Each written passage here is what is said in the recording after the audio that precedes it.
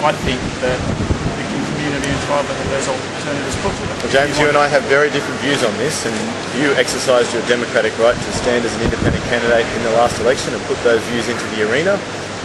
I also stood as a candidate, and others did, and others are welcome to in the future, and I'm happy for the debate to continue from here on in, but I don't agree that the propositions you're putting forward are supported by the broader community.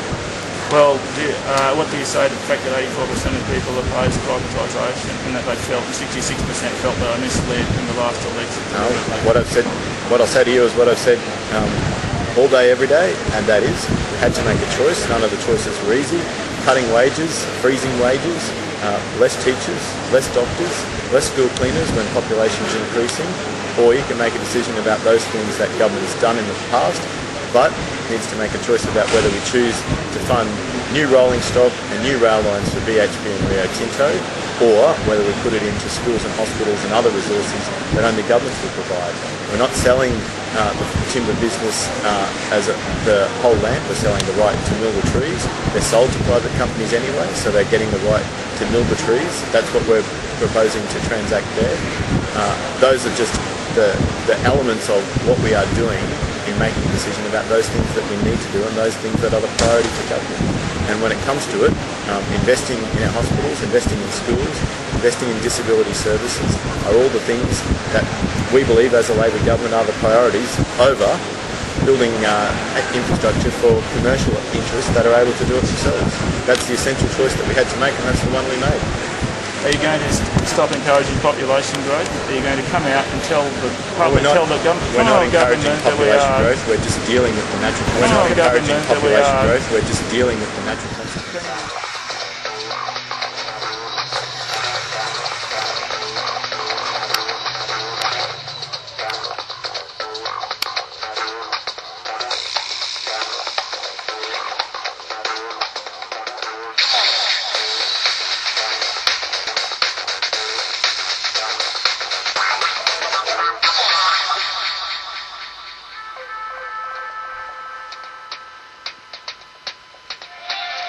Is that we're being involved in science and technology in Queensland is you get to live here. And because it's growing so quickly, like California used to be.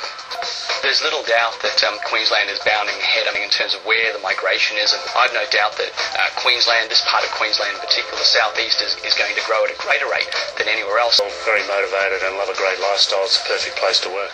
We're not encouraging population growth, we're just dealing with the natural consequences. Why not tell the Queensland public that we are paying for the past population growth with selling our public assets and in all sorts of ways, and why don't you get up and say to the Queensland public that if this continues, then what prospect do we have of having anything left in another 50 years' time? Well, the problem with your analysis, James, is it doesn't accept the fact that we're proposing to put $15 billion worth of assets into the market from an asset base of more than $200 billion, and by the time we finish, the asset base will be over $250 billion. So this year alone, we're building an $18 billion infrastructure program which supports building the asset base. The debate we're having here is about $15 billion, which represents a component of just 1 year's investment that we're undertaking. So everything that we are proposing to put to the market facilitates the capital expansion of the state, building more assets each and every day, each year into the future. And that's the bottom line.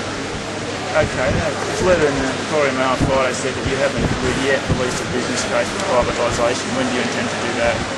We put the rationale into a broader public arena. The general business case, the actual hard figures actually show, the sort of thing, the figures that Professor John Quiggin's been asking for. When do you intend to put Well, I debated Mr Quiggin on radio on Friday. For 5 minutes, a whole of 5 minutes, hardly a debate, I would have thought. Well, I certainly was happy to debate it. The reality is we've had to make this decision, and all those figures are in the public arena. All the entities are reported as government-owned corporations. And ultimately, you proposed a different policy and platform at the election, which didn't gain the support of the people. You're entitled to put your views, James, and I'm entitled to put mine. Yes, I think that's a bit low. I think if people realise that privatisation was an issue at the last election, I think it would have been a very different story. I don't think you'd be Treasurer today if people realised that you were going to sell off 14 billion of their assets. And I don't think you're going to blow up with the Premier. Well, you're entitled to put your views, James, and you're entitled to proceed with them.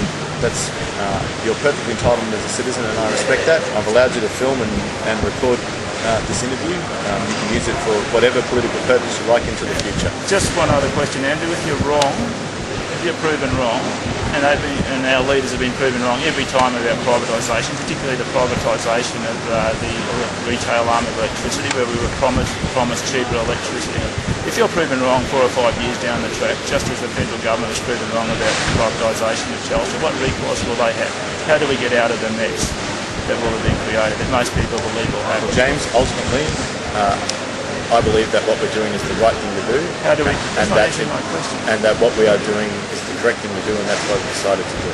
How do we? What recourse do we have? We have no recourse against Peter Beattie, who privatised Ergon without our permission. Daily media scrutiny, the Parliament, and elections. That's the way it's always worked in Australia. We have no recourse against Peter Beattie. He sold off the assets against our wishes, and we're all paying high electricity prices. Do we believe that the same will happen? What recourse will we have when it all goes pear-shaped, as people believe? I'm happy to be accountable for all my decisions, James. Yeah, but just as Peter Beattie is accountable today. You know, he's headed off, and we're wearing the costs of the decision that he's made today, and we'll be missing. Well, I disagree with you. You're entitled as a political candidate to put your views. I'm entitled as a political candidate. Why won't you hold a referendum on this?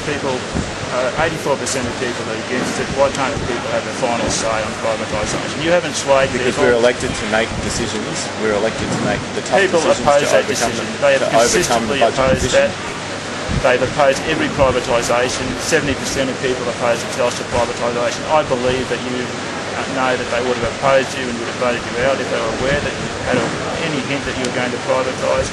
And I think... Well, James, you're advancing contradicting thesis that one time you're saying I did say that in the election campaign, and the second part of your question is that I didn't.